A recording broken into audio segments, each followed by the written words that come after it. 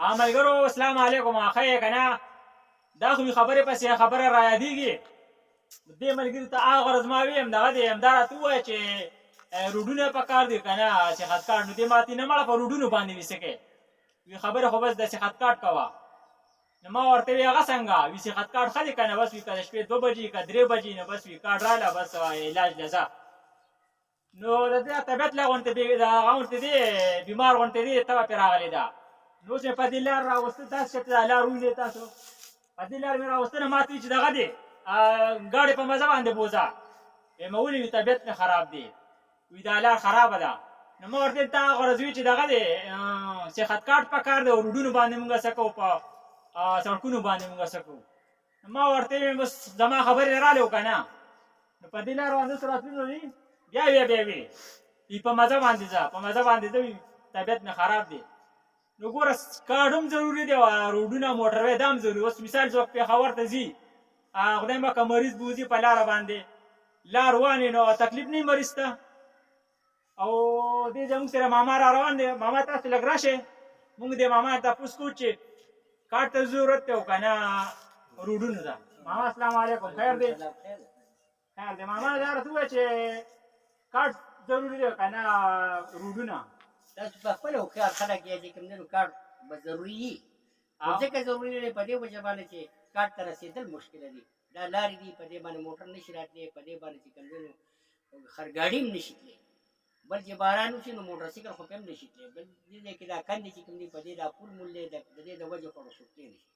دا روډ کم از کم چې کوم دی 4 کیلومیټره لار دا پخه خو په دې څه د تلو شان نشته چې باراني نو هم پې څوک نشي تللی. په شین اسمان کې خو پې چې کوم دی نه موټر پې تللی شي او نه پې چې کوم دی نو ټکټر تللی شي نه پې ګاډي تللی شي.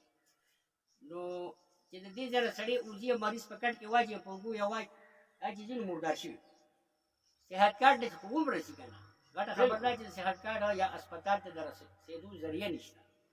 بل دویمه خبر دا چې زموږ په دې علاقه کې د تعلیم کمی دی. ښکلې نوجوانان دي دا دی کوم دی په پولو ناست دي پوه شي بېروزګاره بې تعلیمه خلک دي. نو موږ د دې ځای چې کوم دی نو های سکول پکار دی میډل پکار دی خبره کومه یا داسې یو پروګرام پکار دی چې دا لارې خو کم از کم جوړې شي.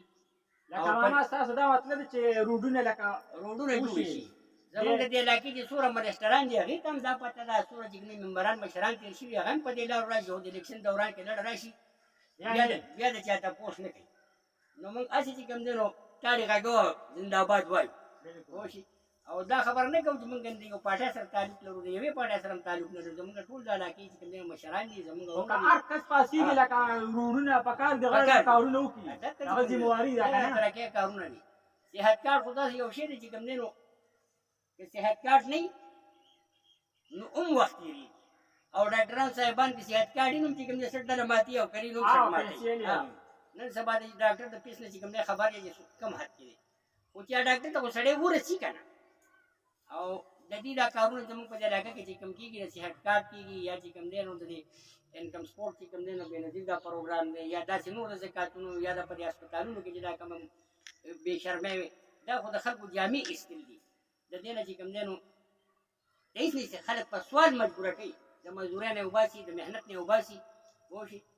او په کار دا دی چې اوس موږ ته لارې جوړې شي نو خلک چې کوم دی مردان ته هم ځي بل خوا به هم ځي تجارتونو له به هم ځي سوداګانې به هم راوړي په لوړلو کې به هم خلک چې کوم دی په دې کوڅو کې سبزیانې ګرځوي. خو لکه دا پروګرام لار نشته بس څه کاکاجي ډېره مهرباني لکه ستاسو دا خیال دی چې دا روډونه دا لارې جوړې شي د لارو تاسو دا کم دی موږ د دې سنو باره سنو او د دې ښکته سنو د دې شهادانو ډېری ته مخامخ ډېره مهرباني.